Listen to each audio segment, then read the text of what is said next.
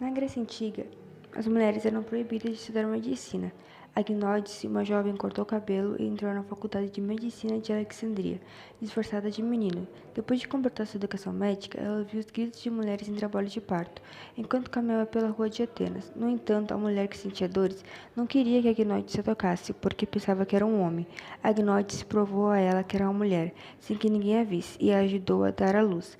Esse incidente tornou-se conhecido e espalhou-se entre as mulheres, e todas as grávidas começaram a ir a Agnódice.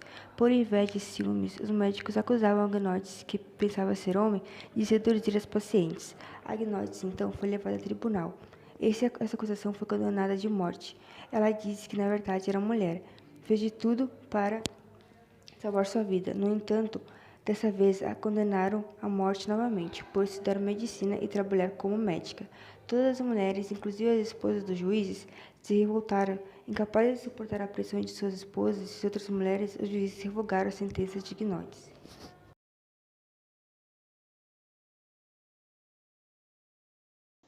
Ruby Nell Bridges, primeira mulher negra a estudar numa escola de brancos, foi uma grande marca para as mulheres.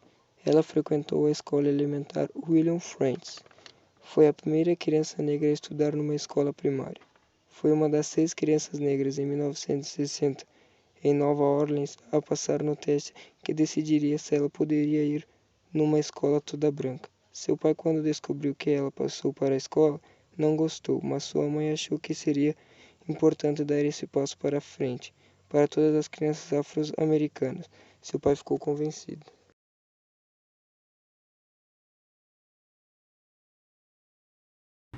Enedina Alves Marques nasceu em Curitiba, Paraná, em 3 de janeiro de 1913.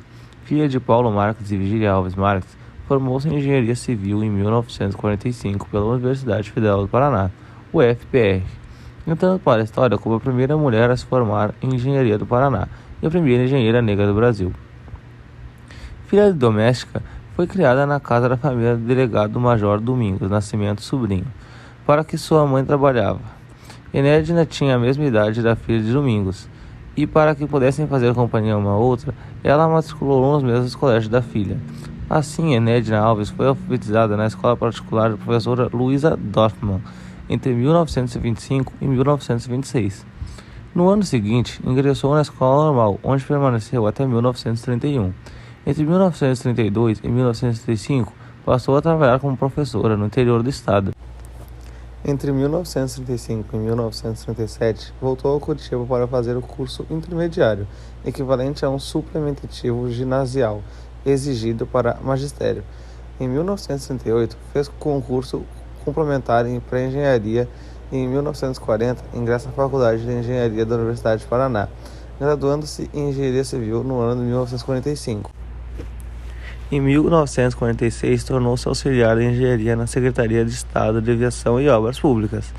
No ano seguinte, foi descoberto pelo governador Moisés Lupin, que a transferiu para o Departamento Estadual de Águas e Energia Elétrica. Trabalha no Plano Hidrelétrico de Paraná e atuou no aproveitamento das águas dos rios Capivari, Cachoeira e Iguaçu. Para muitos, a usina Capivari e Cachoeira foi seu maior feito como engenharia. Dentre outras obras, destacam-se o Colégio Estadual do Paraná e a Casa do Estudante Universitário de Curitiba, CEL. Apesar da vaidosa em sua vida pessoal, durante a obra da usina ficou conhecida por usar macacão e portar uma arma na cintura para se fazer respeitada. Enérgica e rigorosa, impunha-se sempre, pois além de ser mulher trabalhadora, num ambiente majoritariamente ocupado por homens, era negra. Estabelecida no governo e com carreira estruturada entre os anos 1950 e 1960, Enedina dedicou-se a conhecer o mundo e outras culturas. Nesse mesmo período, em 1958, o Major Domingos faleceu e deixando-a com uma das suas beneficiárias do seu testamento. Sua casa, onde Enedina viveu com a mãe durante a infância, foi desmontada e obrigou o Instituto Patrimônio Histórico e Artístico Nacional, IPHAN. Em 1962, Enedina se aposentou e recebeu o reconhecimento do governo Ney Braga, que por decreto admitiu os feitos da engenheira e lhe garantiu proventos equivalentes ao salário de um juiz. Enedina faleceu em 1981. Em 1988, uma importante rua do bairro Cajuru, em Curitiba, recebeu o seu nome.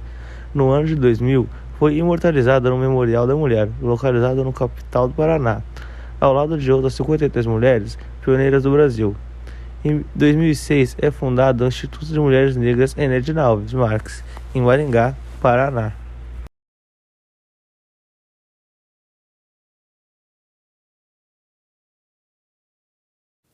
Ao longo da história, houve algumas exceções e dessa vez queremos abordar Juliana Morel, a primeira mulher a obter um diploma universitário no século XVI. Em 1594, sua família era convertida de origem judaica. Ela era órfã de mãe e foi educada por seu pai, Juan Antoni Morel, que era humanista no estilo da época. Juliana mostrou imediatamente que era talentosa e foi educada pelas freiras de Barcelona até os 4 anos de idade, quando informaram ao seu pai que não poderiam ensinar mais nada. Aos 17 anos, ela já falava e escrevia em pelo menos 14 idiomas. Ela ainda estudou filosofia, artes, direito e teologia. Quando ela tinha 12 anos, ela defendeu sua tese na ética. Juliana queria que seu pai tivesse um doutorado em direito, então ela defendeu sua tese diante de uma audiência distinta, obtendo seu doutorado em 1608. A partir daí, as opções de Juliana eram poucas. Seu pai estava organizando um casamento para ela, mas ela não queria seguir esse caminho. Ela não podia permanecer solteira porque era desaprovada, socialmente considerada uma aberração. Juliana optou pelo único caminho que lhe permitia continuar estudando e aprofundando seus conhecimentos: entrar no convento.